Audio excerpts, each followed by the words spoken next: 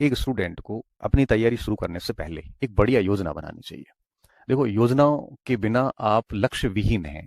आपके पास में बढ़िया प्लानिंग होना चाहिए कि जैसे अभी आप वरिष्ठ अध्यापक की तैयारी कर रहे हो या अध्यापक की कर रहे हो या व्याख्याता की कर रहे हो, तो आपके पास एक प्रॉपर प्लानिंग होनी चाहिए कि मुझे किस तरह से काम करना है कि एटलीस्ट 3-4 बार सिलेबस पूरा हो जाए और बहुत सारा रिवीजन हो जाए, बहुत सारा आपकी प्रैक्टिस हो जाए। ये सारी चीजें आपको पहले से एक बढ़िया से योजना बनानी है। देखो, योजना बनाएंगे तभी अपन योजना लागू कर पाएंगे। अगर योजना बनाई ही नहीं है तो लागू क्या कर पाओगे?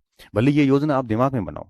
जैसे जैसे मैं मान लो फर्स्ट ग्रेड की तैयारी कर रहा होता अभी या सेकंड ग्रेड की कर रहा होता, तो मुझे पता मेरे पास में अभी 7 महीने हैं या 8 महीने हैं या 4 महीने हैं। तो मैं ऐसी प्लानिंग करता कि भाई पहले 4 महीने मुझे एक बार ये कोर्स पूरा, कम से कम 4 महीने में, अधिकतम सॉरी, पूरा कर लूंगा। उसके बाद मैं ये करूंगा, उसके बाद ये करूंगा, ऐसे करके। और परीक्षा से पहले मैं एक बार, 15 दिन पहले एक बार फिर कोर्स पढ़ लूंगा। इस तरह से एक अच्छी प्लानिंग पहले आप करिए। प्लानिंग कर ली, प्लानिंग में क्या चीजें ध्यान रखनी है कि एटलीस्ट 3 से 4 बार सिलेबस हो। प्लानिंग में क्या ध्यान रखना है कि खूब सारा रिवीजन हो। और प्लानिंग में क्या ध्यान रखना है कि खूब सारी प्रैक्टिस हो, क्योंकि बिना रिवीजन और प्रैक्टिस के कभी भी कोई भी विद्यार्थी सफल नहीं हो सकता। क्योंकि एक बार पढ़ने से आपको फ्रूट नहीं मिल पाएगा।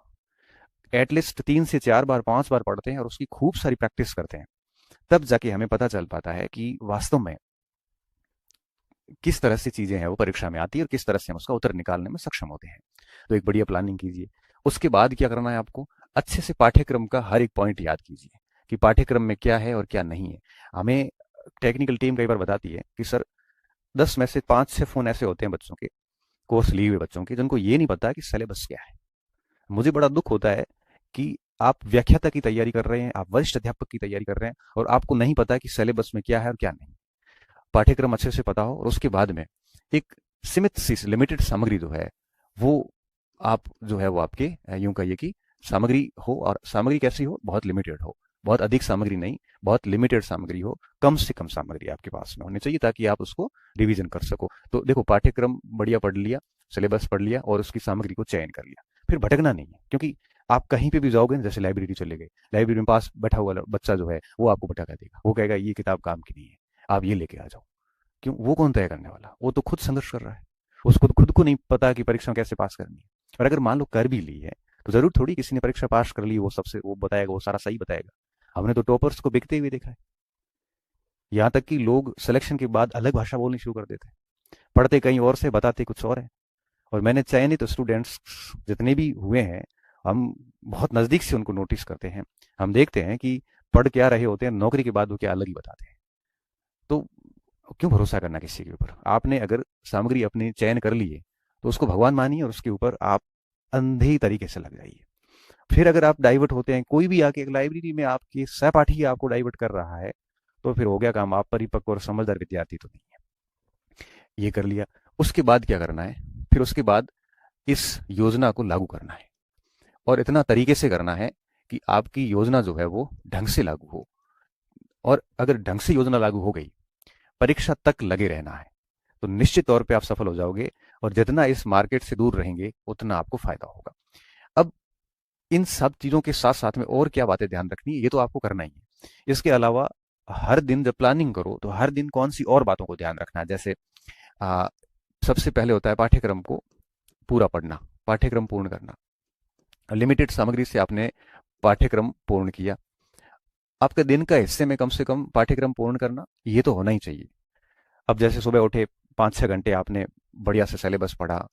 अब एटलीस्ट दिन में 1-2 घंटे प्रैक्टिस होनी होनी चाहिए।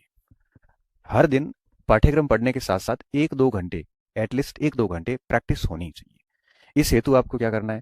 पीवाई क्यूज ले आओ, बहुत सारे प्रीवियस यस क्वेश्चन जितने भी आते हैं मार्केट से ले आओ। और हर दिन एटलीस्ट 1-2 घंटे आपको क्या करना है? एक एक प्रश्न लिया और उसके ऊपर एनालिसिस करना है। देखो, सॉल्व नहीं करना, एनालिसिस। एनालिसिस का मतलब क्या होता है? एनालिसिस का मतलब होता है कि जैसे प्रश्न आपने पढ़ा, प्रश्न पढ़ने के बाद पहले ऑप्शन मत देखो, आप खुद से आंसर निकालने की कोशिश करो कि इसका उत्तर क्या है। उत्तर निकाला, नहीं निकल रहा है, फिर ऑप्शन देखो। ऑप्शन देखने के बाद दूसरे ऑप्शन पे भी सोचो कि ए क्यों नहीं हो सकता, बी क्यों नहीं हो सकता, सी क्यों है, डी क्यों नहीं हो सकता। इस तरह से चारों विकल्प पे थोड़ा थोड़ा पूरा दिमाग लगाओ आप। तो आप 1-2 घंटे में मुश्किल से 30-40 प्रश्नों को बढ़िया से सॉल्व कर पाएंगे। और एटलीस्ट हर दिन आप में इतना होना चाहिए, क्योंकि जितने अधिक प्रश्नों को आप एनालिसिस करोगे, इससे एक तो आप मैच्योर हो जाओगे, परिपक्वता जैसे अपन कह सकते हैं। आपको पता लगने लग जाएगा कि प्रश्न कैसे आते हैं, प्रश्नों की भाषा को कैसे समझना है, प्रश्नों का उत्तर कैसे निकालना है। आपको समझ में आ जाएगा कि प्रश्न को अटेंड कैसे करना है, कौन से प्रश्न छोड़ने योग्य होते हैं, किस विषय वस्तु से किस जगह जाके आपको पढ़ना है ताकि प्रश्नों का उत्तर अच्छे से निकल सके। आप जितने अधिक एनालिसिस करोगे उतना आप कंटेंट को ठीक से डाइजेस्ट कर पाओगे कि कौन सी विषय वस्तु अपने पढ़ने योग्य है और कौन सी विषय वस्तु छोड़ने योग्य है। जितना अधिक एनालिसिस होगा उतना ही आपको अपनी पाठ्य वस्तु के ऊपर या जो आपके पास में आपकी जो सामग्री है उस पर आपका भरोसा बढ़ता जाएगा। इसलिए कहते हैं कि बहुत जरूरी होता है एनालिसिस करना, और डेली 1-2 घंटे। मैं तो कहता हूँ टेस्ट सीरीज इतनी जरूरी नहीं है जितना पुराने प्रश्न जो है। पुराने प्रश्न का तात्पर्य ये नहीं है कि फर्स्ट ग्रेड की तैयारी करें तो केवल फर्स्ट ग्रेड की। अरे पुराने प्रश्न का तात्पर्य ये है जैसे आप सब्जेक्ट की तैयारी कर रहे हैं तो उस सब्जेक्ट के जितने भी पेपर है, चाहे यूपी ने लिया हो, चाहे मध्य प्रदेश ने लिया हो, चाहे यूजीसी ने लिया हो, सारे पेपर्स लाइए और उनका एनालिसिस करिए। एटलीस्ट दिन में 1-2 घंटे तो ये काम करना ही चाहिए। जितना ज्यादा एनालिसिस होगा उतनी आप में मैच्योरिटी आएगी, उतनी आपकी एक्यूरेसी बढ़िया आएगी और यही आपको समझदार बनाएगा। बाकी आप मूर्खों की तरह अगर पूरे दिन नोट्स या किताब में पढ़ ही रहे हो, उसकी अगर एनालिसिस प्रैक्टिस नहीं कर रहे हो, तो ये वो बात हो जाएगी कि गाड़ी के सारे नियम आपको आते हैं चलाने के, लेकिन आप ड्राइवर नहीं बन पाओगे। ड्राइवर तभी बन पाओगे जब आप सीट पे बैठ के उसकी प्रैक्टिस करोगे, एनालिसिस करोगे, तब जाके आप ड्राइवर बन पाओगे। स्विमिंग के नियम मुझे सब पता है, लेकिन मुझे स्विमिंग नहीं आती। क्यों नहीं आती? क्योंकि उसकी प्रैक्टिस नहीं है। इंग्लिश की ग्रामर के रूल्स हमें पता है, लेकिन हम इंग्लिश नहीं बोल सकते क्योंकि हमारी वो प्रैक्टिस नहीं है। वो सेम बात यहाँ पे भी लागू होती है। अब क्रिकेट के नियम पता होने से आप अच्छे क्रिकेटर नहीं हो सकते। उसी भांति अगर आपको अच्छा करना है एग्जाम हॉल में, तो पढ़ने के साथ साथ में प्रैक्टिस करना बहुत जरूरी है। और प्रैक्टिस पीवाई क्यूज कीजिए, जितने भी पीवाई क्यूज मार्केट में आते हैं आप रूम में रखिए, और जैसे ही टॉपिक पूरा होगा आप ये काम दिन में, मैंने कहा दिन में 3 चीजें जरूरी है। एक तो ये पाठ्यक्रम पूर्ण करिए, आप अपने रणनीति से चलिए कि भाई 2 घंटे ये पढ़ रहे हैं, 3 घंटे वो पढ़ रहे हैं, वो ठीक है, चल रहा है। मेजोरिटी ऑफ टाइम इसको दे दो, 5-6 घंटे दे दिए, बट 1-2 घंटे आपको पीवाई क्यू को देने हैं। अब आप मुझे कहोगे कि सर पीवाई क्यूज हम कर लेंगे, हम सर एनालिसिस भी कर लेंगे और हम ये सब चीजें कर लेंगे, लेकिन कौन सा पीवाई क्यूज करें? जिस सुबह जैसे आपने इतिहास पढ़ा है, इतिहास में आपने जैसे मिडाइवल पढ़ा है, तो शाम को एनालिसिस मिडाइवल का ही करें या किसका करें? तो मेरी रणनीति ये रहा करती थी, जैसे मान लो कि जनवरी है, जैसे मान लो, ठीक है, और जनवरी में जैसे मैंने आधुनिक भारत और विश्व इतिहास पढ़ा, और फरवरी आया, फरवरी में जैसे मैंने मध्यकाल शुरू किया मान लेते हैं, तो मैं फरवरी के अंदर जो एनालिसिस करूंगा वो करूंगा आधुनिक भारत और विश्व का। क्यों? क्योंकि मेरे वो पूरा पढ़ा हुआ है और मैं पूरी फरवरी उसका एनालिसिस करता रहूंगा। इससे क्या होगा? इससे ये होगा कि फरवरी में मध्यकाल और एक और पार्ट ले लो, राजस्थान का ले लो, इसका तो मेरा पाठ्यक्रम पूरा हो जाएगा, और साथ साथ में जनवरी का पढ़े हुए का पूरा एनालिसिस होता रहेगा। और अब ये एनालिसिस करोगे तो इसका रिवीजन अपने आप साथ में होता जाता है। फिर जब मैं मार्च में 2 नए पोर्शन लूंगा तो जनवरी और फरवरी का फिर मैं फरवरी के रिवीजन और एनालिसिस पे बल दूंगा। इससे क्या होता है कि आप एनालिसिस प्रश्नों का जब करते हो तो जो आप पूरा पोर्शन पढ़ चुके हैं, जो छोड़ चुके हैं, जैसे मान लो कि पॉलिटिकल साइंस, जैसे कोई आरएस की तैयारी कर रहा है, अब जैसे वो, जैसे अभी अक्टूबर का महीना चल रहा है, अक्टूबर में वो भूगोल और इकोनॉमिक्स पढ़ रहा है, सितंबर में मान लो उसने पॉलिटिकल साइंस पढ़ के छोड़ दिया, तो अक्टूबर में जरूरत इस बात की रहती है कि अक्टूबर के अंदर वो पॉलिटिकल साइंस का एनालिसिस करे, प्रश्नों को मिलाए। इससे क्या होगा कि 2 सब्जेक्ट का पाठ्यक्रम चल रहा है और साथ में पीवाई क्यू पुराने वाले के चल रहे हैं, तो इससे क्या होगा कि साथ में बने रहोगे आप। तो इस हिसाब से कोशिश करनी चाहिए। और अगर कोई स्टूडेंट मैं कह रहा हूं कि 10 बार सिलेबस पाठ्यक्रम पढ़ ले और उसने अगर पीवाई क्यूज नहीं की और उनका अगर एनालिसिस नहीं किया है, तो बहुत संभावनाएं हैं कि वो परीक्षा हॉल के अंदर गलतियां करके फेल होगा। ये तय बात है। भले आप दुनिया की सारी टेस्ट सीरीज दे दो, जब तक ये एनालिसिस नहीं होगा। बच्चे तो क्या करते हैं, मैं देखता हूं कि प्रश्नों को देखते हैं, सीधा पीछे पेज मोड़ के उत्तर देख के लगा के चल जाते हैं। क्यों लापरवाही कर रहे हो ये? अरे एनालिसिस ये नहीं होता। प्रश्न के ऊपर जान लगाइए आप उत्तर निकालने की, तभी समझदारी आएगी, तभी दिमाग के ऊपर जोर डाला जाएगा कि क्या क्या चीजें याद करने की कोशिश की जाएगी। और आज की तारीख में मैं हमेशा कहता हूं कि मेहनती बच्चों की कोई कमी नहीं है।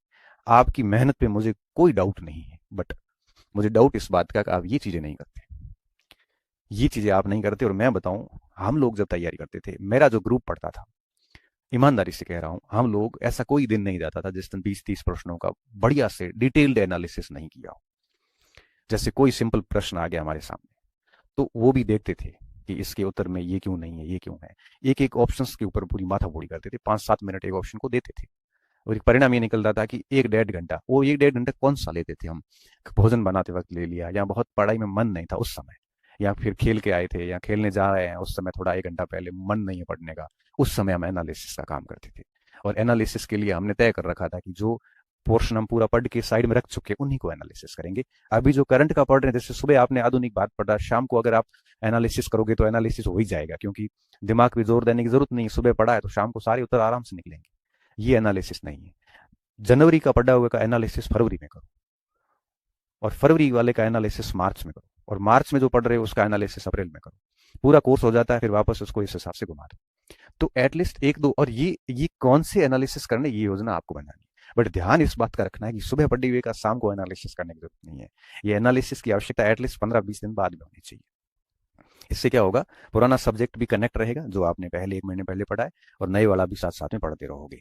तो एक तो ये चीजें करें, इससे क्या होगा कि आपकी मेमोरी अच्छी हो जाती है, और आपको वो पॉइंट जो है ना, क्योंकि किसी भी परीक्षा में 50-60% सवाल जनरली रिपीट होते हैं। जनरली कह रहा हूँ, कोई अब आप कहोगे सर पॉलिटिकल साइंस में तो नहीं हुआ, अब देखो हर जगह ये बातें लागू नहीं होती, एक्सेप्शनल्स आर देयर, हर जगह होते हैं, परंतु मोस्टली होता है कि 50-60% सवाल इतिहास जैसे विषय में, भूगोल में मैं देखता हूँ रिपीट होते हैं।